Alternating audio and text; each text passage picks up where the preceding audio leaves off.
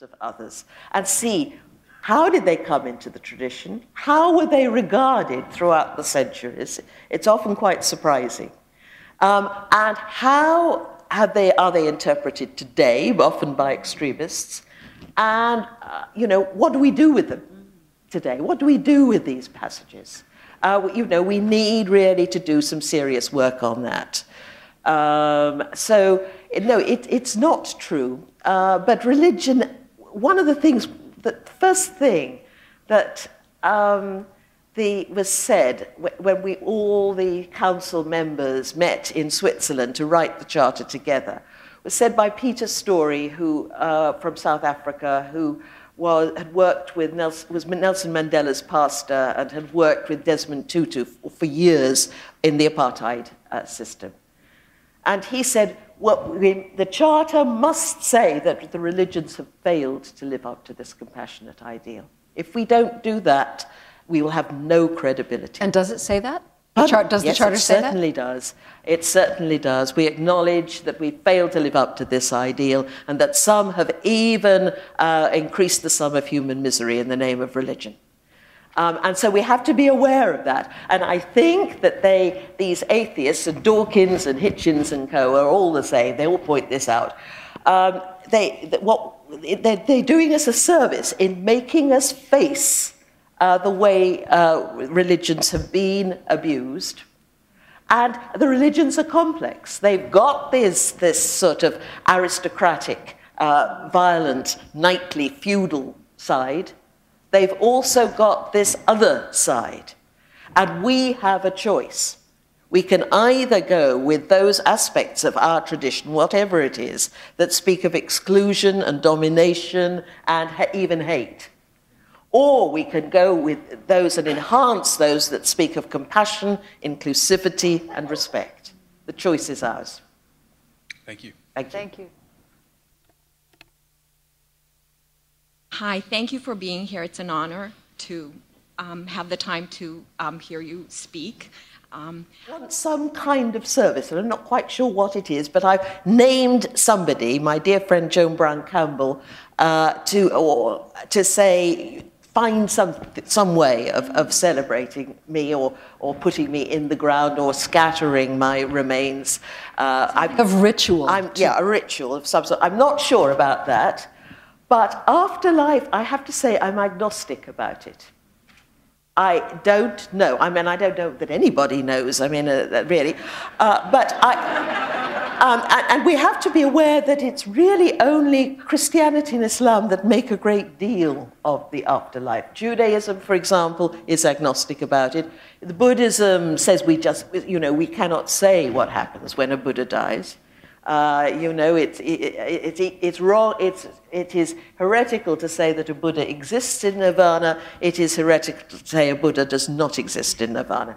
But even St. Paul says, "Eye hath not seen, ear hath not heard, nor hath it entered into the heart of man what things God has prepared for those that love him." He's saying, "I don't know," and Jesus is talking about the kingdom of heaven or the kingdom of God. It's here on earth. It's a very Jewish idea. Now, my childhood experience of religion was absolutely ruined by an obsession with the afterlife.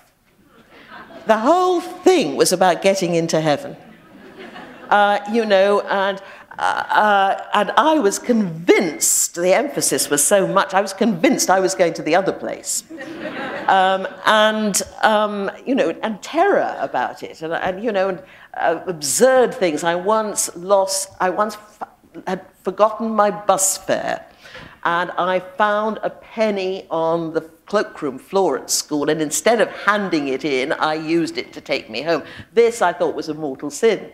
And I was too ashamed to confess it. So this was kind of stockpiling, because every time you don't confess a mortal sin, you've made a bad confession and a sacrilegious communion. So this was mounting up in the most horrendous way. Now, I think an obsession with afterlife, I think we have to say, look, what we have is now. This is what we have now, to live fully now in this moment. And if all we're concerned with, all our good deeds get sort of paid into a retirement annuity otherwise to ensure a comfortable hereafter. And religion is really about the loss of ego, not imagining its eternal survival in optimum conditions. So I think, let it go and be aware that this is what we have. There are some, Joseph Campbell always said, if you don't experience immortality, a timeless moment in this life, you're certainly not going to get it afterwards. It's here and now. Compassion is one way to get beyond the ego, where you into a more timeless, less self-bound frame of mind. So I think we need to think about our death. It's as part of our life, and goodness knows what happens afterwards. But it is a privilege to have been here, to have had this extraordinary body. And the more you hear about our bodies and the way they work, and our minds and our brains and how we've evolved, it's magnificent. And to make sure that you've lived in such a way that when you come to die, the world may have been a little bit better because you've been in it. That's, I think, is what I feel about afterlife. What a delightful question. Thank you. Thank you. I just want to say thank you so much, because you have really touched me in ways I can't really express, and I thank you for that. Thank you. I'm told we're able to take one more question. Ooh, I get to be the last. Yay. Yeah. I just wanted to say as well, what a pleasure it is to have you in Toronto. I hope the weather hasn't frightened you again. I have a slightly impossible question to ask you. A little while ago, you were talking about how to deal with fundamentalist rhetoric and how to read it like a poetry. I've been reading a lot about fundamentals lately, and I have difficulty in terms of trying to see what is sort of getting them all so upset and try to see the valid point. But how do you deal with people who don't want to sit down with you and actually discuss this, except they want to blow you up first? Yes, this is not easy. I thought so. And a fundamentalist isn't going to like my work, for example. And, fair enough.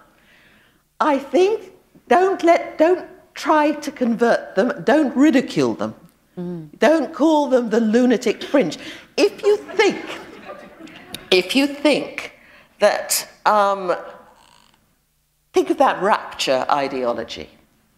It's a terrifying ideology. The left behind, the Christian idea. And that God so hates the evil of the world that he's smashed into it in a terrible catastrophe.